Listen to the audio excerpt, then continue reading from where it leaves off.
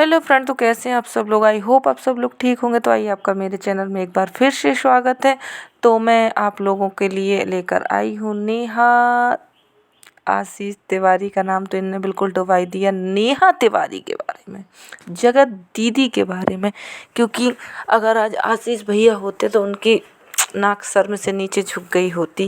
बाप रे, ने क्या हाल कर दिया अपनी फैमिली का। किसी के बारे में नहीं सोचा और साथ में किसी का नहीं सोचा, उस लड़की का नहीं सोचा जिसका ये घर उजाड़ने चली थी।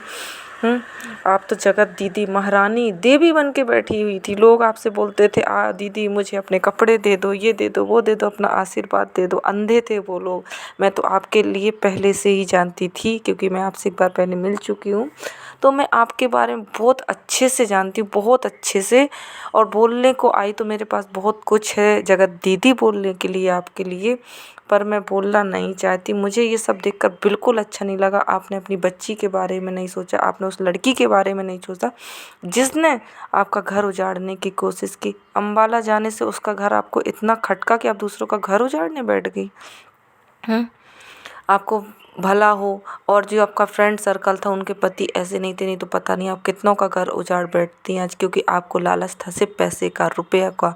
आपको रुपया चाहिए था, पैसे चाहिए। क्योंकि इटारसी से जो आपके हाल हुआ है ना, वो किसी से छुपा नहीं है और मुझसे खुलवाना भी मत। क्योंकि मेरे पास विथ प्रूफ पता है। मुझे इटारसी मेरे रिलेटिव हैं, तो उन्होंने बताया कि अभी क्या हुआ। जब आप भाभी को लेकर गए थे तब आपके भाई के साथ इटारसी में क्या क्या हुआ था, तो मैं ये विथ प्रूफ बता दूंगी। और नहीं है तो इटारसी के आपके घर के सामने खड़े होकर बता दूंगी कि आपके साथ इटारसी में आप क्यों नहीं रहते, आप लोग क्यों भागे इटारसी से, है ना।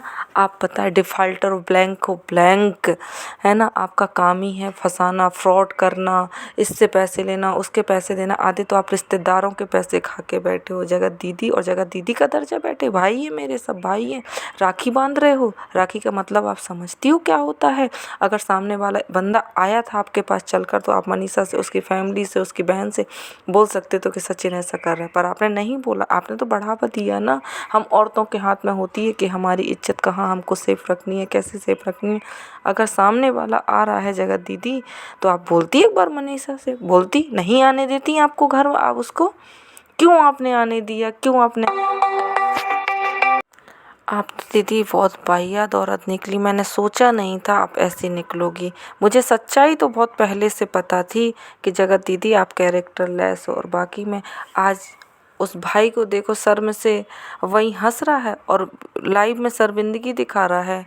अरे अलका को तो आपकी सच्चाई नहीं अच्छे से पता, नहीं तो वो भी आपके फेवर में कभी नहीं बोलती, है ना। जिसको वो देख लेगी ना एक बार आपकी सच्चाई, सिर्फ उसने कॉल में और आपसे बात करी है, जो आपने सिंपैथी उसको खेली और जो आपने ऑडियंस के साथ सिंपैथी कार्ड खेला है ना, बहुत गलत खेला है। आपको इसका भुगतान तो करना पड़ेगा जगत दीदी। आपने सही नहीं किया है।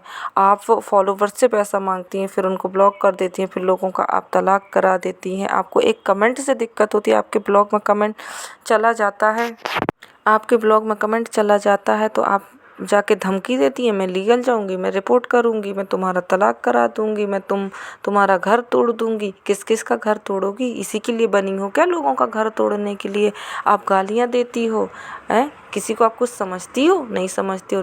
बेचारी नीतू के साथ क्या किया आपने। वो तो आपके लिए जान छिड़कती थी, अपने आप को तुम लोगों को हंसाने के लिए पागल बनाती थी, अपना समाज में मजाक बनवाती थी। अरे शर्म तो कर लेती, थोड़ी सा तो शर्म है।